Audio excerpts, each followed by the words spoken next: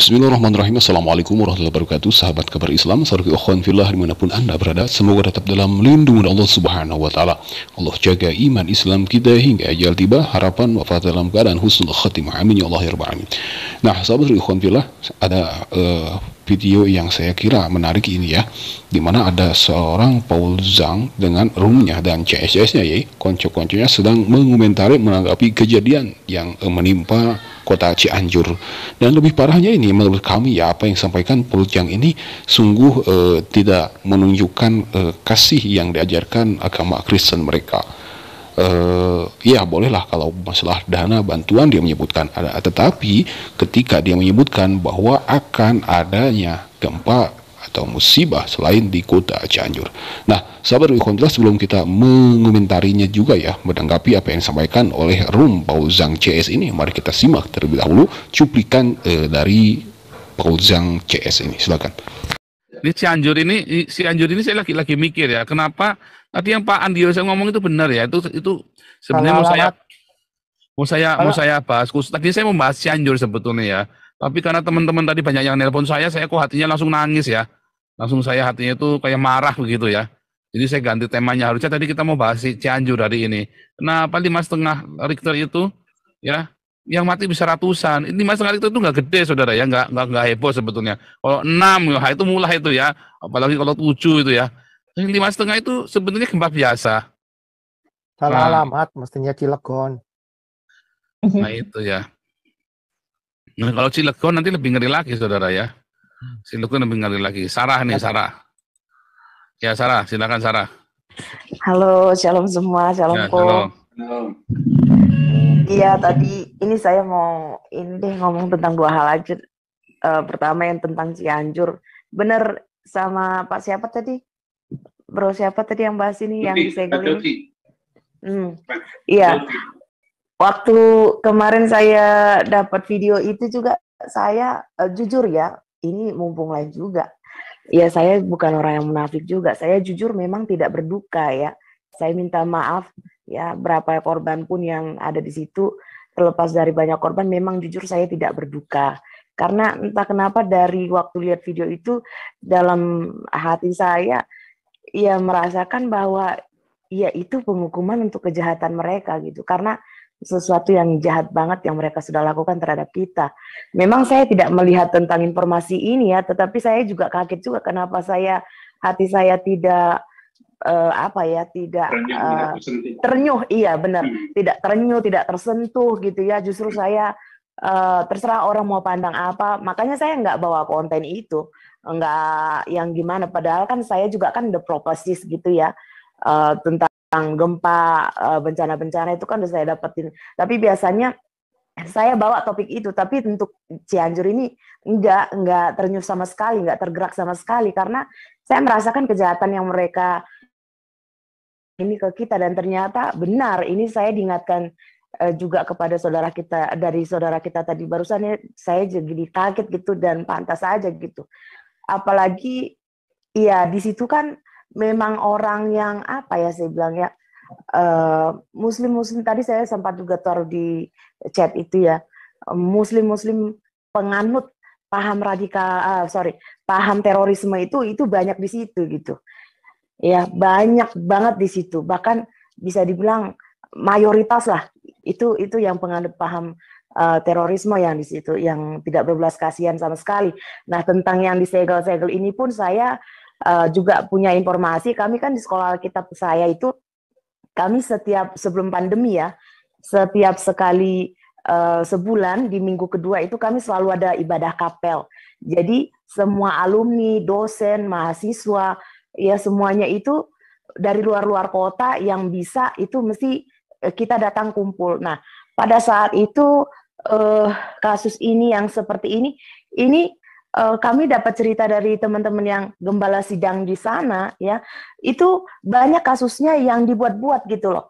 Yang seperti yang dikatakan alasan SKB Menteri itu tadi, udah jelas-jelas itu ada izinnya dan sudah berdiri, sudah dipakai berpuluh-puluh tahun, tapi selalu dikatakan tidak ada izin gitu loh, dan main segel dan main tutup, bahkan main dihancurkan tanpa tanpa apa sih istilahnya, ngasih waktu atau apalah gitu, tanpa diskusi gitu ya, benar-benar menggunakan sewenang-wenang lah ke pejabatan dia gitu loh. Jadi terus terang saya minta maaf untuk orang-orang yang mengalami bencana di sana. Saya tidak berduka cita, ya. Anu Raja Uti nih. Ya Pak Paul. Tolong yang itu yang Anies ngaku-ngaku orang Jogja, tiba-tiba kemarin ngaku-ngaku orang Sunda. Oh, nanti coba cari dulu Pak. Kayaknya apa masih ada apa tidak gitu. Ntar saya cari dulu Pak sambil nunggu-nunggu yang lain komentar. Iya itu. Cuma begini Pak, ini Cianjur ini ya kita lihat Pak ya, di satu sisi kan kita mau membantu juga ya, mau berdonasi juga buat mereka. Tapi di satu sisi ya saya sendiri melihat berita ini tadi siang, jadinya berpikir kali orang ini ya gitu ya, kalau orang Medan bilang gitu Pak Paul. Nah itu jadi ya gimana ya, bukan berarti kita tidak bersimpati Pak Paul, tapi ya inilah yang kita ingat gitu. Saya sih bukannya tidak mau bantu Pak ya, tapi ya inilah yang kita ingat apa yang pernah mereka buat gitu. Ya kita pokoknya kita tetap mendoakan mereka, kita kan berkatilah musuhmu, ya kan, bila mereka lapar kasih makan. Kita walaupun mereka jahat sama kita nggak urusan. Ya kan? Mudah-mudahan ya ini saudara, saya mengingatkan kembali ya saudara untuk menyalurkan donasi Anda ke Yayasan Damaris untuk gempa Cianjur ya. Tidak ada 1 rupiah pun uang itu masuk rekening saya, haram jadah. Ya, uang ini semuanya adalah dari Anda ya, Anda berbagi berbekat untuk Indonesia sendiri ya. Dan semua dikelola oleh Prof ya, di semua di dalamnya. Nah, donasinya nanti kalau ke Yayasan Damaris BCA 4500660088 kasih kode 007 ya, atau kalau bingung kasih aja Cianjur, kasih pesan Cianjur. Jadi nanti kumpulkan. Kita udah kirim makanan 400 paket nasi bungkus ya, 400 tadi kita mau kirim juga itu ya, semua sembako ya, juga pakaian dalam, softtek kita ya belikan semuanya mereka, juga termasuk belikan lampu, lentera, juga kirim dokter ya. Nah, timnya dokter Ria akan datang ke sana untuk bakti sosial ya. Jadi saudara ya, kita nggak peduli walaupun mereka itu pernah nutup 7 gereja kita nggak urusan saudara ya. Kita disuruh berbuat baik sama mereka. Berkatilah musuhmu katanya kan, kasih makan mereka ya. Jadi kita tetap kita tetap akan memberkati Cianjur. Walaupun tadi teman-teman bilang udah nggak simpati, nggak apa-apa ya, nggak apa-apa, kita tetap memberkati mereka. Ya walaupun apa yang dilakukan oleh pemerintah Cianjur, rakyat Cianjur nutupin gereja itu menyakitkan.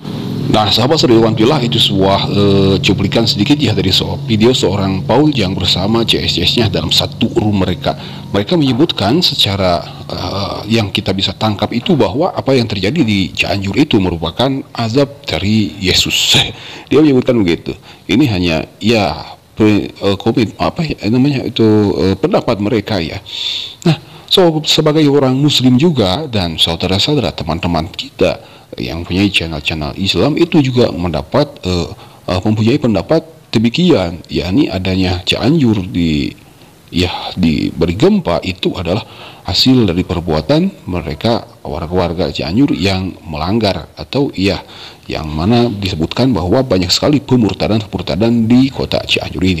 Tetapi sahabat ikhwan fillah, yang lebih parah saya kira ini seorang Paujang menyebutkan bahwa akan ada terjadinya gempa lagi di kota Cilegon yang lebih parah, lebih dari kekuatannya 5R itu ya. Kalau Cianjur itu katanya belum parah, belum seberapa, itu sudah besar. Apa yang terjadi di Cianjur itu ya tidak ada yang menduga.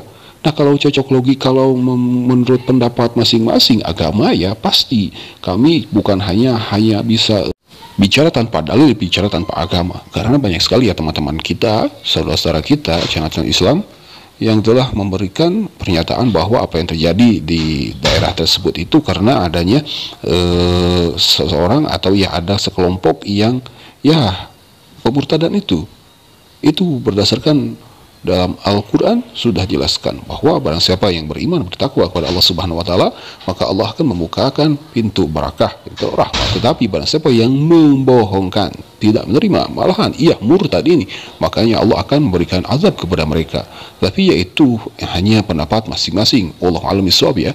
Tetapi apa yang disampaikan oleh seorang Paujang dan CSC itu di room mereka menyebutkan bahwa di Cianjur itu ternyata mulai dari pemerintahnya sampai ke bawah ya masyarakat biasa itu menolak akan adanya pembangunan gereja, maka akan adanya gereja dan akan adanya orang-orang Kristen. Jadi menutup, menyegel apa yang gereja yang sudah ada di Cianjur. Padahal secara nyata di gereja-gereja di Cianjur itu masih berdiri kokoh kok. Gereja-gereja Cianjur itu yang ditutup sama seperti yang terjadi di kota Cilegon itu ya. Kota Cilegon kan beberapa bulan kebelakang itu sempat ramai juga bahwa pemerintah daerahnya tidak memberikan izin, bukan menolak, tetapi izin dari pihak kerajaan itu tidak dibereskan, tidak dirampungkan. Jadi pemerintah daerah itu tidak memberikan izin. Coba kalau diurus kembali, mungkin akan ada izin pembangunan tempat ibadah untuk mereka.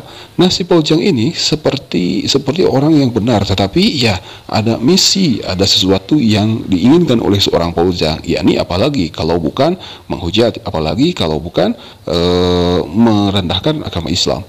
Nah, sahabat Ikhwan Fillah, sudah jelas ya apa yang dikatakan oleh saudara kita tentang keadaan Cianjur itu. Ternyata banyak sekali orang-orang yang dimurtadkan di kota Cianjur itu. Orang-orang yang disuguhi, orang-orang yang ditawari, orang-orang yang diimingi dengan masalah materi duniawi agar mereka keluar dari agama Islam. Lalu mana yang benar? Ya, secara agama Islam kami berpegang kepada apa yang dikatakan Al-Quran. Apabila itu azab, maka itu azab atas perbuatan mereka, yakni orang-orang yang keluar dari akidah atau melanggar akidah agama Islam. Nah, sahabat Ikhwan Fillah, coba perhatikan. Ini kesaksian dari warga Cianjur ya yang mengatakan demikian.